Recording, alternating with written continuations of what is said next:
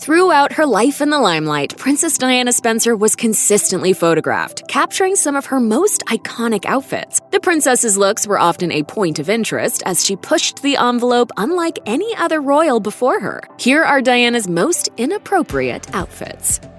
Princess Diana Spencer broke the rules from the beginning, and we love her all the more for it. Attending a polo match at Windsor Great Park in July 1981, Spencer chose a pair of pastel yellow overalls and a coordinated top. She finished the look with a pair of wedges and left a pair of sunglasses perched on her head. It was just a pair of overalls, so what was the big deal? Well, the outfit broke a number of royal dress protocols. As noted by Cosmopolitan, the Queen prefers dresses and skirts over trousers and has made that perfectly clear to the royal ladies who have followed in Spencer's footsteps. Cosmopolitan also reported that Queen Elizabeth is not a fan of wedges and has pointed that out to the royal ladies as well. A source told Vanity Fair, "The Queen isn't a fan of wedged shoes. She really doesn't like them, and it's well known among the women in the family." Looks like before she became a royal, Princess Diana broke all the rules.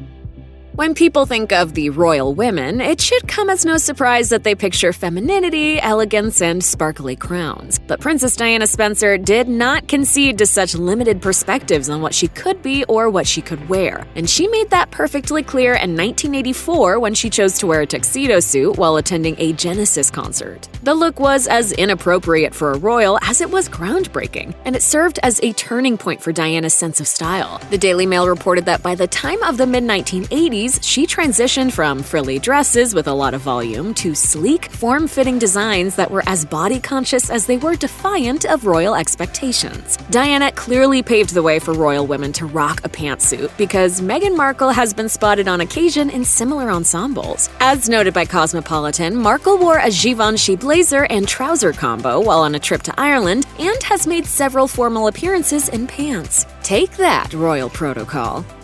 While attending an event at Covent Garden in 1982, Diana opted for a glittery chiffon gown by designer Belleville Sassoon. And while she looked beautiful, her choice defied expectations and broke dress protocol. The royal precedent until Diana's time was often made up of the royal women covering up. Modesty was always a good option. Instead of conforming, she shocked the system with her spaghetti strap gown, showing every inch of shoulder she had while attending the event. As noted by the Daily Mail, Sassoon continued to serve as a favorite designer of hers and went on to create more than 70 dresses for her over a 2-decade time period. Clearly, he had an inkling as to what she was trying to accomplish with her look. But the modest royal protocol still stands, and royals like Meghan Markle have been brutally criticized for showing too much skin.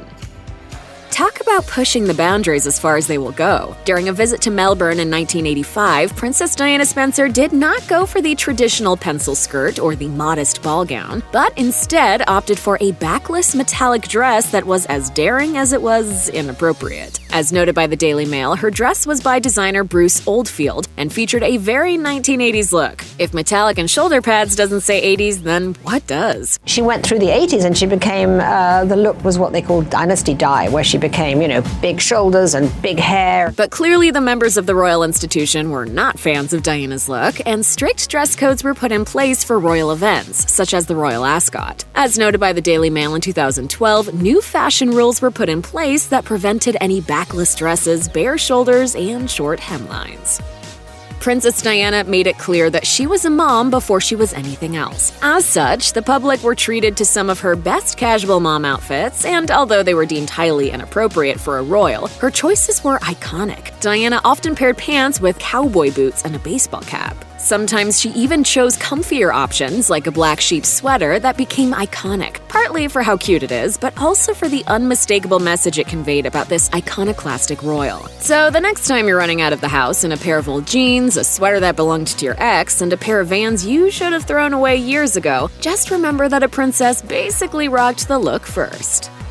Everyone would agree that Queen Elizabeth has had a style all her own over the years and has seemed to always be conscious of covering it up. But that is an example that Princess Diana did not always follow, and while she was part of the royal family, she consistently defied the era's royal fashion standards. One such dress that shook up the royal dress protocols was the Catherine Walker gown she wore while on a trip to Brazil in 1991. In good old 1990s style, the dress consisted of a column silhouette and featured a one-shoulder neckline. which meant one of her shoulders was completely exposed. The gown featured a floral beaded design and hugged the princess's figure in all the right places, so needless to say, the dress has since been dubbed one of the most daring outfits ever worn by a royal. Exposing your shoulders is still a big deal in the royal family. Meghan Markle came under intense fire when she wore an off-the-shoulder look to the Trooping the Color ceremony in 2018.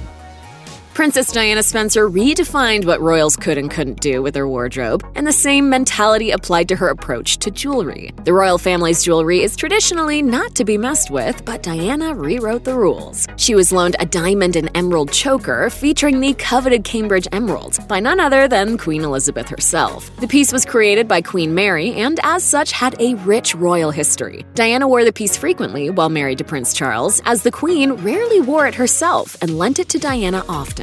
But here's where things get crazy. Diana was spotted wearing the choker as a headband, completely repurposing the heritage jewelry piece and how it was supposed to be worn. You might think that simply switching up how you wear a piece of jewelry isn't a big deal, but to this day, royal women have to abide by strict jewelry protocols. No diamonds during the day and no tiaras until your wedding day. So it's fair to say that Diana challenging the history of such a storied piece of royal jewelry was not looked upon too fondly.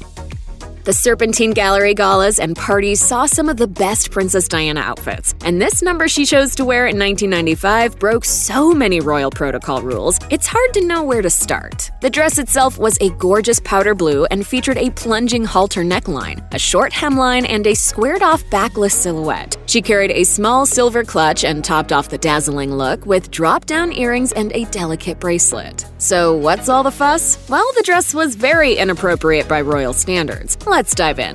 The skirt was far too short to conform to royal protocol, which is knee length or longer. Necklines in the royal family almost always cover the shoulders and are never plunging, so there's 2 more rules broken right there. To top it off, Diana was not wearing pantyhose, a staple royal dress tradition that is still followed by the royal women to this day.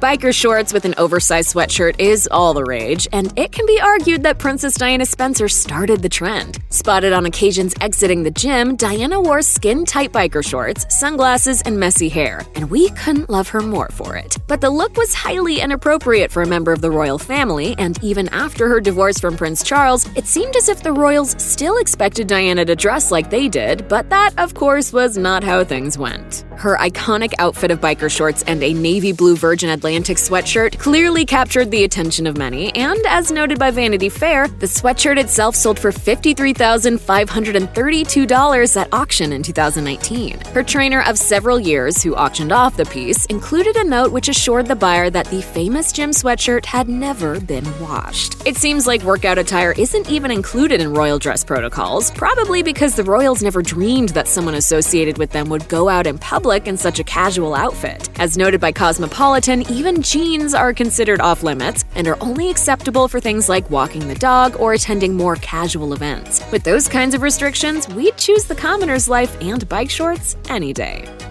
In her early days as a royal, Diana Spencer was very timid, and she even earned the nickname Shy Di as a result. But one of the ways she broke out into the spotlight and came into her own was with her clothing. One look she wore in 1983 served to defy the expectations of the young royal and arguably set the stage for all the groundbreaking looks she would choose after that. While attending a ballet gala in New Zealand, Princess Diana opted for a silk taffeta gown by designer Donald Campbell that featured an off-the-shoulder neckline. The gown was a gorgeous purple color and looked as delicate as Diana did, but it still broke the don't show your shoulders rules. As her sons have gotten married and their wives have carved fashionable spaces of their own, it seems like some royals who break the rules are more criticized than others. Kate Middleton has often been seen in off-the-shoulder dresses, but her choices largely go unnoticed, unlike those made by Meghan Markle, who has come under intense fire for breaking the protocols. But like Diana before her, Meghan seems to be a force to be reckoned with, proving that some rules, especially these sometimes stuffy royal rules, are made to be broken. If we learned anything from Diana Spencer, it was that royal dress rules were meant to be broken. And as she defied the expectations with every outfit, Princess Diana picked up a couple of tricks that helped her avoid wardrobe malfunctions or unflattering angles. Specifically, she used her clutches as cleavage bags and often used the accessory to hide her chest as she was exiting vehicles. As noted by Cosmopolitan, her handbag designer Anya Hindmarch coined the term cleavage bags and spoke to The Telegraph about the trick. The designer said, "We used to laugh when we designed what she called her cleavage bags, little satin clutches which she would cover her cleavage with when she stepped out of cars. And in photos, every time Princess Diana got out of a car, her clutch was right there to shield her chest from prying photographers." So clever. Check out one of our newest videos right here. Plus, even more list videos about the royal family are coming soon. Subscribe to our YouTube channel and hit the bell so you don't miss a single one.